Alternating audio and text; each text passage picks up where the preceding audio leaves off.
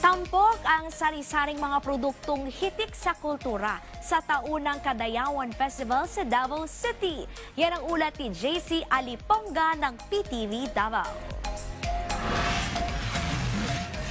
Nakatakdang ganapin ngayong araw ang makulay at masayang selebrasyon ng kultura at pagkain sa opisyal na pagbubukas ng Pananam sa Kadayawan. Isang food at product fair sa Kadayawan Tribal Village sa Magsaysay Park, Davao City. Tapok dito ang mga kakaibang putahe, tradisyonal na lutuin at mga produktong likha sa 11 etnolinguistikong tribo ng Davao City. Kabilang dito ang Bagobo Klata, Bagobo Tagabawa, Ata, Matigsalog, Ovo Manovo, Maguindanawon, Maranao, Tausog, Sama, Kagan at Iranon. Sa bawat stall masisilayan at matitikman ng mga bisita ang sari-saring pagkain, tunay na galing sa kultura ng bawat tribo. Mula sa mga kakaning gawa sa lokal na bigas, mga tradisyonal na ulam, hanggang sa matatamis na delicacies na matagal nang bahagi ng kanilang pamana. Hindi lamang pagkain ang tampok sa selebrasyon, kundi pati mga produktong gawa sa kamay tulad ng hinabing tela, tradisyonal na alahas at iba pang likhang sining na sumasalamin sa kasaysayan at sining ng mga tribo. Layunin ng Pananam sa Kadayawan na ipagdiwang at ipaglaganap ang yaman ng gastronomy,